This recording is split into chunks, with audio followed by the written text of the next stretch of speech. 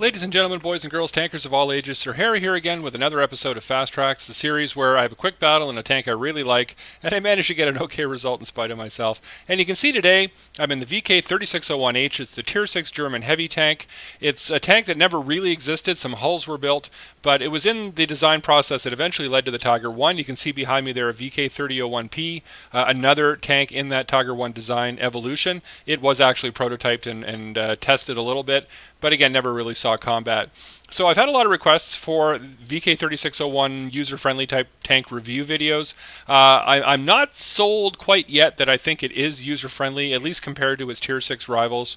The M6, the T150, even the RL44 all have some strengths. Even the Churchill 7. I actually like the Churchill 7. I know I'm a sucker for punishment.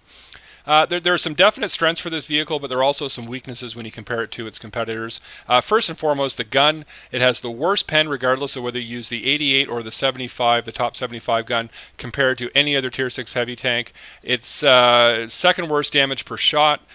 So, you have to shoot a lot. You may or may not pen compared to some other tanks at the tier. You may have to use more APCR.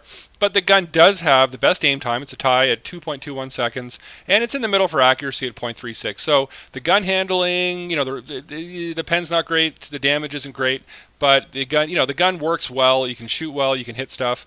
You just may not penetrate.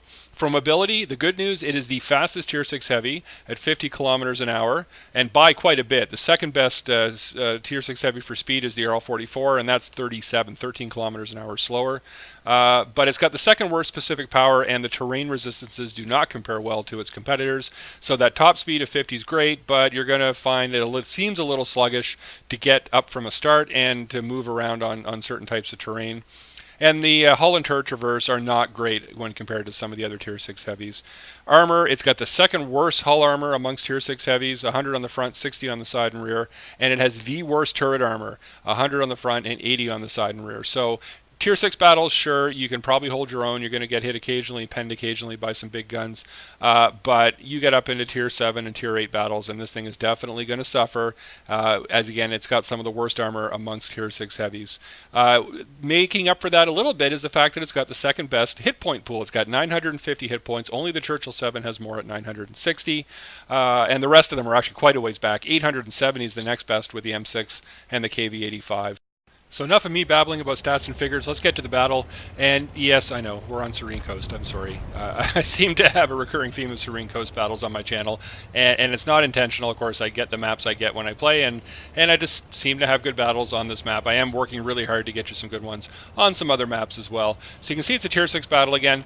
The enemy has some pretty dangerous heavy tanks. They have an OI, a T150, and another 3601. So 3 Tier 6 heavies. They have a pair of KV1s, which can still do a lot of damage. And they could have the derp gun, which can do high explosive damage to me regardless. They've got a really well armored American TD in the Jackson. The T67, of course, you heard me talk about the really fast American TD at Tier 5, which has a really fast firing gun. And they've got a Periscoda T25, so autoloaders, 3-shot autoloaders that if they swarm in kind of a medium tank wolf pack can rip apart a heavy tank like me pretty quick. So you can see at the beginning here the enemy VK3601 kind of zergs down the middle and is now dueling it out with our Cromwell. The Cromwell's on tenuously low health, and I remember that that's destructible cover and actually get a shot and manage to penetrate the VK, get him down to enough hit points that the Cromwell can finish him off before he gets killed. So hey, early damage, that's great. It's always nice to get a shot downrange and actually do damage early in the battle. Our M6 does exactly what their VK did. He races too far ahead, way too far ahead. He's got no supporting fire, he's got no tanks with him, he's got no covering fire, and he's going to get ripped apart, of course, because he now bumps into both KV1s and the enemy T150. The KV1 sticks his nose out. I get a shot into him, and you can see behind me there in the southeast corner, there's actually a Dicker Max back there. He goes on to have a really good game, and I almost take on more of a spotting role as much as a heavy tank brawling roll from behind this ridge, and he's just getting those targets. He's ripping them apart as I kind of light them for him. Our M6, not surprisingly, goes down pretty quickly to those 3 enemy heavy tanks, and you can see now it's just me all by myself with that Dicker Max, and there is an FE304, a Burt, just behind me there to my left, and he is helping out quite a bit. bit. He's at least harassing, maybe occasionally getting a tracking shot or low damage shot in, just to keep those heavy tanks concerned about staying undercover. You see the Dicker Max again puts a big shot into the T-150, and the T-150 is about to return fire. I pop up, I bounce a shot, but then the T-150 stops aiming at the Dicker Max and looks at me. So I'm not penning, but I'm distracting that T-150. I'm keeping him busy, and I'm hopefully letting the Dicker Max get some good shots in. So the American T-67, there's the OI's in town. I'm trying to get a shot on him. And you can see the T-67's trying to sneak down the west side of this peninsula. The Burt tracks him. I get a big meaty shot into him, and he puts a shot into the dirt as I'm approaching. I kill him and give it a little ram in just for good measure there. Their T-25's up by the church there, and he's shooting at the Burt right now, and then he sees me, he aims at me, bounces a shot. I get a big beefy shot for 222 damage into him. He thinks better of duking it out mano a mano with me and pulls back. The enemy VK-2001D, the Tier 4 German medium tank, is way in the back. Wow, you see that shot actually flying over? That's a pretty slow shell velocity there. And we exchanged some shots. I'm not accurate enough, anywhere near accurate enough at this range to put a shot into him. It would be complete luck if I did. But then, as you see, he bounces off me. He could not possibly pen me from that range, despite the fact that I don't have the strongest turret armor for a Tier 6 heavy. So now I start to come around the side here. You see the T-150 is still where he was before, and I'm thinking I can maybe get a flanking shot into him. The Skoda T-25 has snuck down while I was dealing with that T-67, and he's putting shots into our FE-304 now. That's concerning because that Burt's a very big asset on our team. He kills the FE-304 just as the Dicker Max takes him out, and I managed to get a kill shot into the flank of the T-150. So this flank seems to be secure now. Again, we lost the Burt, which is kind of too bad. And you can see in the middle there that our OI, the enemy OI, and our ELC, and the enemy Skoda, the other Skoda T-25, have all been having a little duel there in the town. And so our OI is killed, the enemy OI is killed, and now it's just the ELC and the Skoda. So I'm popping up over the ridge here. I'm going to try to get a shot in on that T-25. You can see the ELC taking hits there. Skoda backs out, and I'm going to get a shot at him.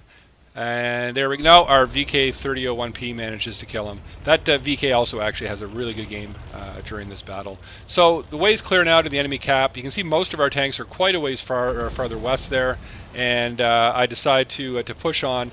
And I talked about this in my IS-3 video. You want to put pressure on from multiple sides if you can to try to get the enemy looking both ways and not be able to focus one way or the other. So I come up over the crest, and oh, there's a Jackson. He's got really good frontal turret armor. I managed to get a really lucky snapshot into him, and then he returns fire and penetrates me. So I back off, and he's on very low hit points. I don't want to have to worry about maybe bouncing, so I load a high explosive shell, and that's more than enough with a bit of aiming to put it into the top of his turret there and take him out. So the Jackson's done. Now really the only tanks I'm really worried about are the American M4A3E2, the Jumbo Sherman, which is extremely well armored on the front, and if he gets into the right sort of position, he can hold off a lot of our tanks for quite a while. And of course the enemy artillery hasn't been spotted yet either, and I'm in a big heavy tank. Luckily for our team, the M4 Jumbo does not get into a very strong position. He drives straight down the middle of the map chasing our ELC, and he exposes his flank and rear to our medium tanks, and our VK-3001P takes him out. The enemy VK-2001D for some reason is hung up on a rock. He may have disconnected or rage quit. I get a big shot into him, and then I see the enemy artillery to my left, so I pull forward a little bit to keep those rocks between the artillery and me, so that I buy myself some time to finish off the VK before turning my attention to the artillery. I've got lots of hit points left. My armor's not bad, so I think, you know what, I'll just come around the corner and I'll take a swing at the artillery, and even if he hits me, he probably won't kill me, so he tracks me, he gets a bit of damage, but I leave him on such low hit points that Crom finishes him off. So on to the battle results. Ace Tanker, High Caliber, Fire for Effect, Fighter for doing 4 kills, and Bruiser for module damage. You can see I got 2,154 damage, 1,085 base XP, and a big shout out to a player named Cuppy or Koopy, who the player in the Dicker Max. He and I worked great together. He came out with 1,700 damage and 3 kills, and he and I really tied down that flank, I think, pretty much by ourselves with a bit of help from that Burt.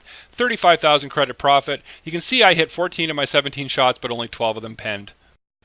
So that's the VK-3601, a really strong Tier 6 German heavy tank. I'm not personally sold yet that it qualifies as user-friendly, at least by my definition, but it is a very capable tank, and I know a lot of players really love it. I'm going to keep playing it, and you know what? It may grow on me, and you might see a full tank review on this tank at some point on the channel. Is there another tank you'd like to see besides this one? Let me know in the comments. Consider clicking subscribe, and if you like the video, please click like. This is Sir Harry. Thanks so much for watching. Cheers.